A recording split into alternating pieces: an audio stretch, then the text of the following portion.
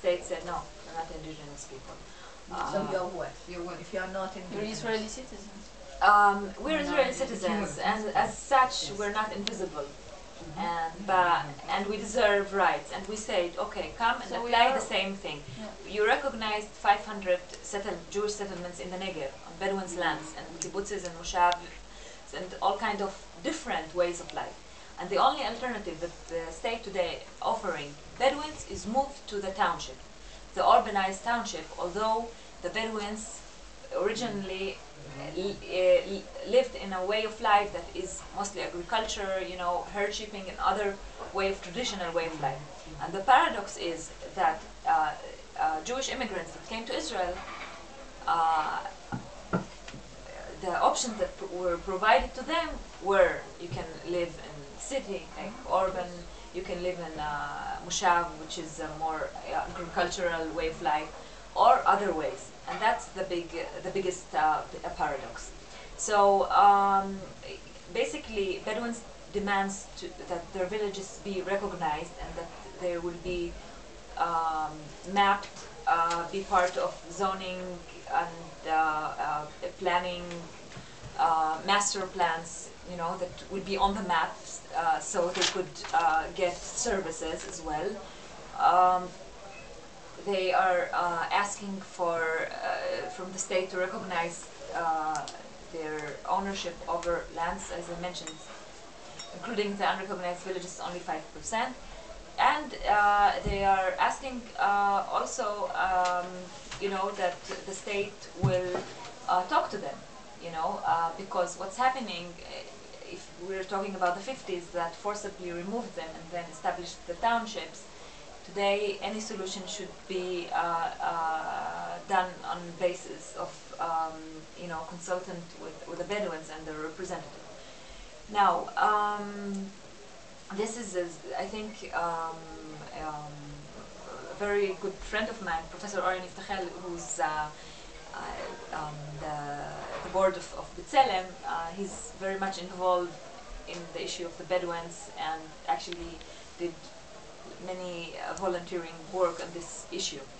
And he told me, you know, I think that the case of the unrecognized Bedouin village is even worse than the case of the occupied territories. Like because it's, you see people, not just that they are denied from these basic services, but they are under the constant threat of home demolition. So this is an issue, but this issue affects also the level of education and health care system, etc.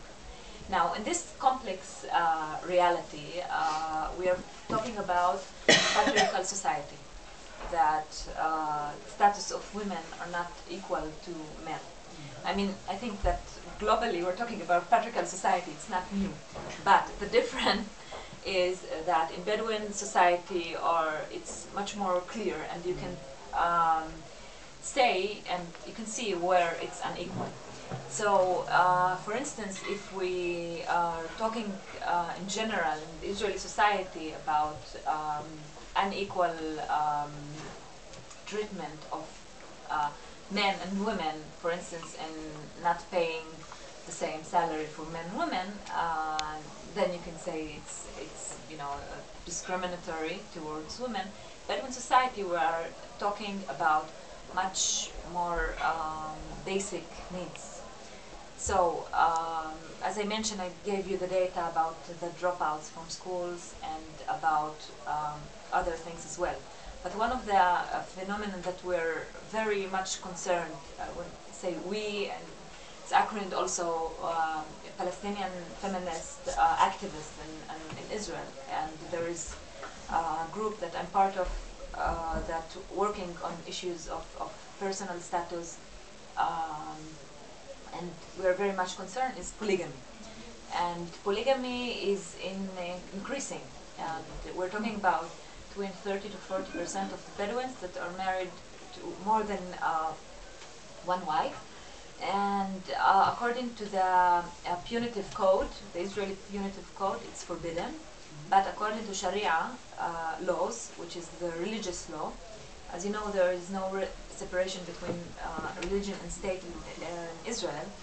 So as a result, if you want to get married or divorced, you have to go through religious court, whether if you are Jewish, rabbinic court, or if you are Muslim, Sharia court, Christian courts, etc. Unless you go to Cyprus.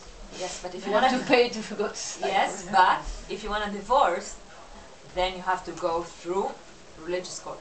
Again? So it's Yes. impossible. Even though you're Yes, so they are So it's impossible. like you. Yeah. You have to have a gift for the Israeli. I thought the divorce was in Baguette Cyprus too. No,